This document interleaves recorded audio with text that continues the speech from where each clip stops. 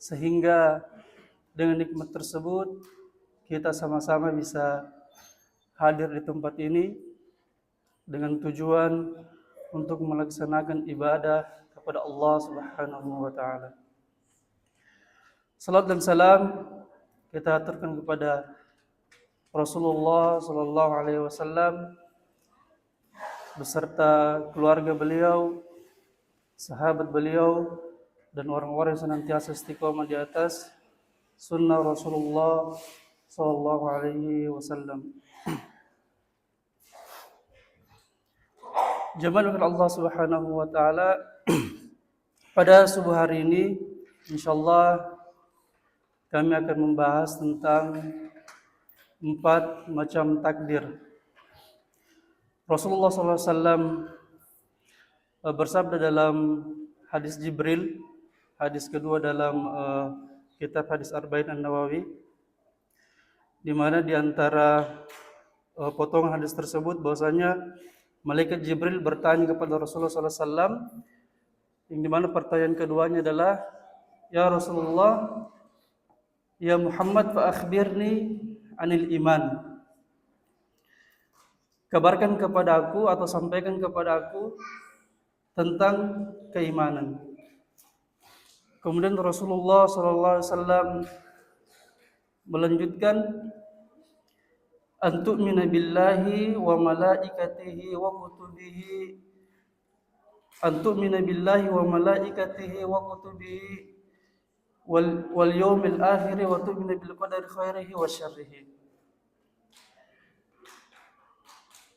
Jadi bahwasanya engkau beriman kepada Allah Subhanahu wa taala, malaikat Allah, kitab-kitab Allah, Rasul Allah, takdir Allah, apakah kemudian dia berupa kebaikan atau keburukan.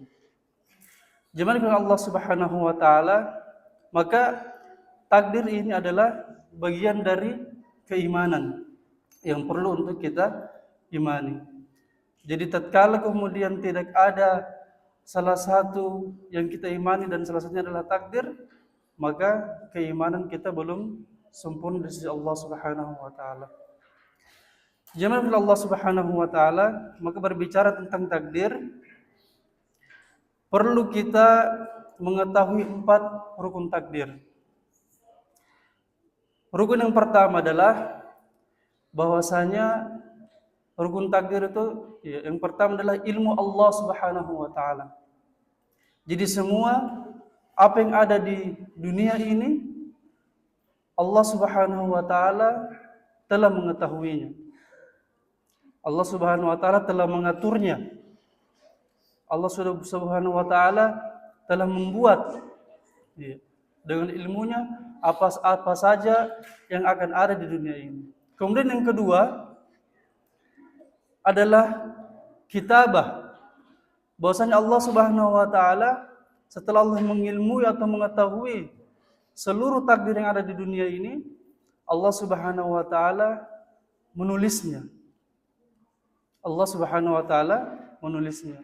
Kemudian yang ketiga, setelah Allah Subhanahu wa taala menulisnya, Allah Subhanahu wa taala berkehendak segala apa yang Allah ciptakan di dunia ini adalah berdasarkan kehendak Allah Subhanahu wa taala.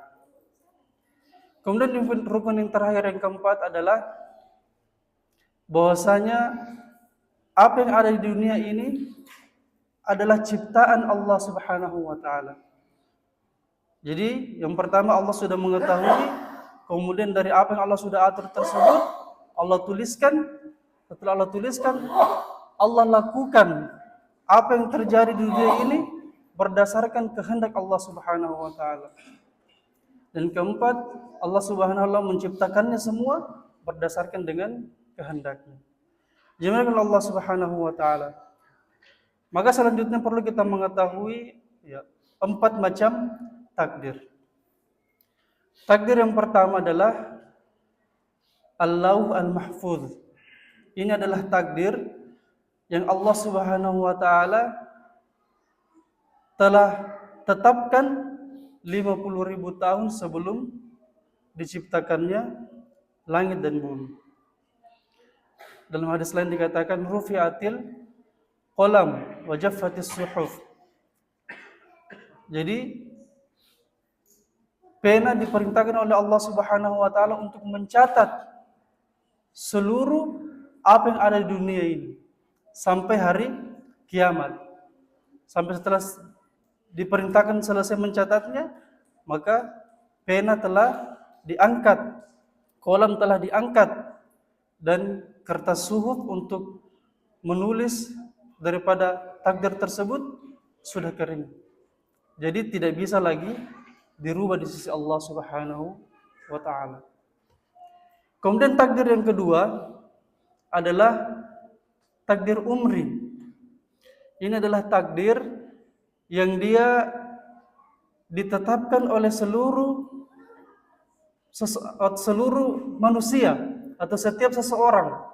Dia telah mempunyai takdir umrinya masing-masing. Ini sebagaimana ditegaskan oleh Rasulullah SAW dalam hadis arba'in yang keempat, Inna ahadakum yujma'u khalquhu fi batni ummihi arba'ina yauman. Sungguh kalian telah dikumpulkan penciptaannya pada perut ibunya 40 hari. Summa alaqatan mithla dzalik. Kemudian ia dibentuk menjadi segumpal darah. Summa mudghatan mithla dzalik. Kemudian dia berubah menjadi segumpal daging. Summa yursalu ilaihil malaku fayanfukhu fihi ruha. Kemudian diutuslah malaikat untuk meniupkan ruh ke dalam perut ibunya. Wa yu'maru bi arba'i kalimatin, dan diperintahkan kepadanya untuk menulis, untuk menetapkan 4 perkara. Bikatbi rizqihi wa ajalihi wa amalihi wa syaqiyyun aw sa'idun. Jadi telah ditetapkan rezekinya, amalnya, ajalnya, kemudian takdirnya apakah dia mendapatkan kecelakaan atau kebaikan di sisi Allah Subhanahu wa taala. Ini adalah takdir yang kedua, takdir umur, dan setiap kita punya takdir tersebut. Kemudian yang ketiga ada yang namanya takdir yaumiyah, takdir harian.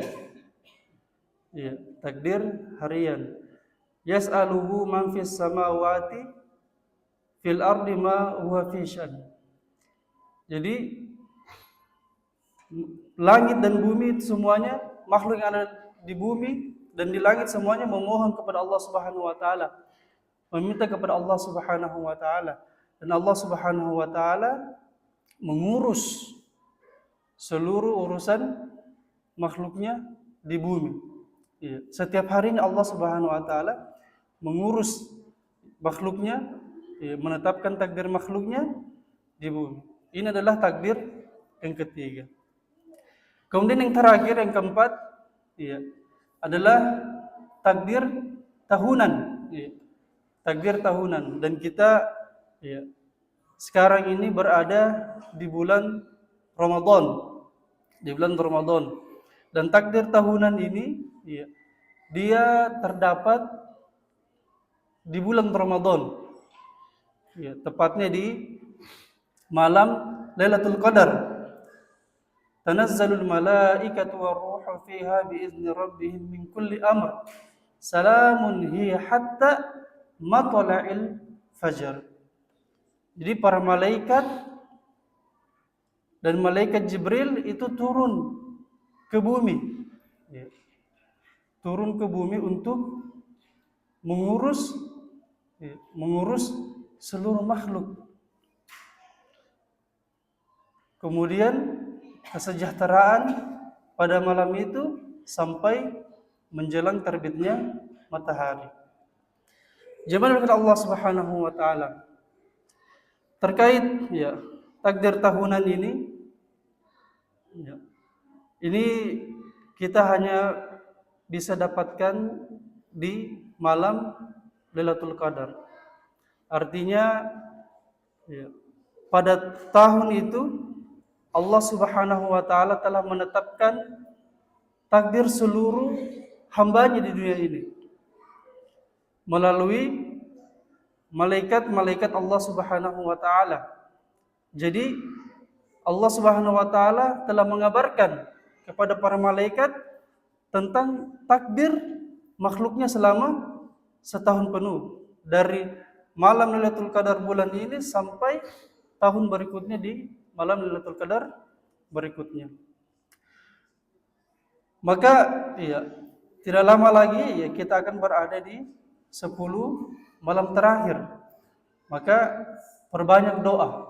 Perbanyak doa semoga Allah Subhanahu wa taala memberikan kita takdir yang baik, memberikan kita kesehatan agar kita bisa ya, maksimal beribadah kepada Allah Subhanahu wa taala. Karena tatkala kita sakit itu ya, susah bagi kita untuk beribadah. Kami ingat doa kami di tahun 2022 itu ya, kami lupa apakah tahun kemarin kami memohon dengan doa yang sama. Jadi kami meminta, ya Allah, semoga Engkau menakdirkan hamba selama 1 tahun penuh ke depan ya, tidak menimpa sesuatu hal yang bisa menghalangi kami beribadah kepadamu. Ya, mungkin di sini ada jamaah sekalian ya seperti Ustadz Marnoto. Ya, jadi beliau selama ini lihat saya itu ya, jalannya kayak lain-lain, ya, jalannya kayak lain-lain. Sehingga baru beliau beberapa hari yang lalu beliau bertanya kepada saya awal Ramadan kalau tidak salah, ya, kenapa jalannya seperti itu? Ya, jadi 2021 saya itu pernah kecelakaan di daerah Moncongloe bersama istri, perjalanan dari Kendari ke Makassar. Di situ saya ya, ditabrak dengan mobil open cab dari arah yang berlawanan. Kondisinya saya ya, di bagian dagu patah, kemudian di hati ini mengalami kerobekan 8 robekan, sehingga perut harus dibelah untuk dilakukan tindakan operasi. Jadi persentase waktu itu 60-40. 60% gagal, 40% selamat. Tangan ini kiri kanan ya ini patah sehingga ini ada pen, jadi kondisinya dia begini terus. Di sini juga patah. Kaki kanan patah. Pinggul kanan geser. Istri juga kaki kanan patah.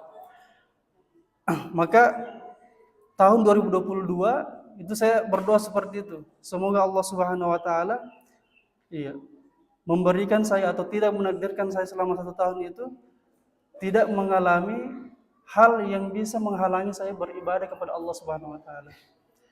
Iya, karena di saat azan berkumandang kita ingin ke masjid tidak bisa. Iya, karena kaki patah. Iya. Kita ingin sholat berdiri di rumah tidak bisa. Kaki patah. Ya.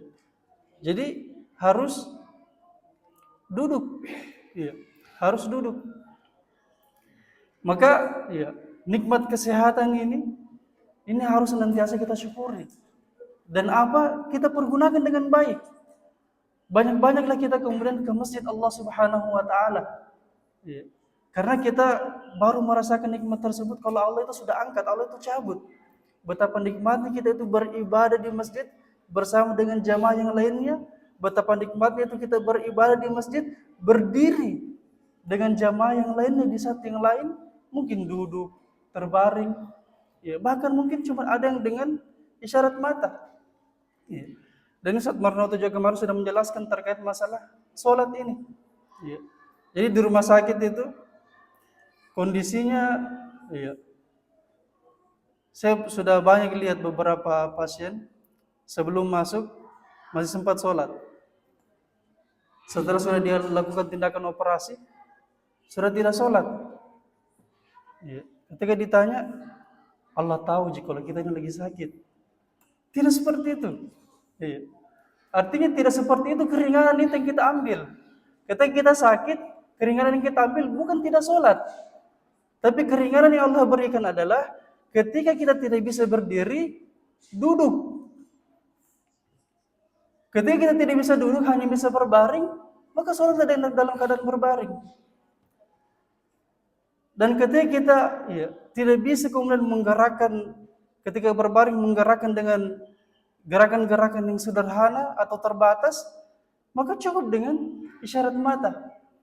Cukup dengan isyarat mata. Ini keringanan yang Allah berikan. Bukan keringanan ketika sakit tidak sholat. Bukan seperti itu. Maka ini kemudian jemaah sekalian yang perlu kita perhatikan betapa besarnya nikmat kesehatan tersebut. Maka pergunakanlah sebaik-baiknya apa yang Allah Subhanahu wa taala telah berikan kepada kita untuk kita maksimalkan beribadah kepada Allah Subhanahu wa taala. Dimanapun Allah Subhanahu wa taala, jadi itulah kemudian yang dapat kami sampaikan terkait masalah takdir. Jadi takdir itu ada 4 macam. Yang pertama takdir Lauh Mahfuz. Ini adalah takdir yang sudah tidak bisa dirubah. Sudah tidak bisa dirubah. Kemudian ada yang namanya takdir umri. Takdir setiap kita punya takdirnya masing-masing terkait masalah rezekinya, ajalnya, amalnya, kemudian kehidupannya apakah bahagia atau sengsara di sisi Allah Subhanahu wa taala. Kemudian yang ketiga adalah takdir yaumiyah dan yang terakhir adalah takdir tahunan, dan semoga Allah Subhanahu wa taala memperbaiki hidup kita, tidak menimpakan musibah yang dimana musibah tersebut bisa menghalangi kita beribadah kepada Allah Subhanahu wa taala. Dan kunci dari takdir ini adalah Allah Subhanahu wa taala berfirman, la yas'alu amma yaf'alu wa hum yas'alun. Bahwasanya Allah Subhanahu wa taala tidak ditanya tentang apa yang Allah Subhanahu wa taala perbuat kepada kita ini. Tidak. Jadi Allah Subhanahu wa taala tidak ditanya apa yang Allah perbuat terhadap diri kita. Akan tetapi wahum yas'alun, kita semua ini yang kelak yang akan ditanya oleh Allah Subhanahu wa taala. Subhanakallahumma hamdik asyhadu an la ilaha illa anta astaghfiruka wa atubu ilaik. Wassalamualaikum warahmatullahi wabarakatuh.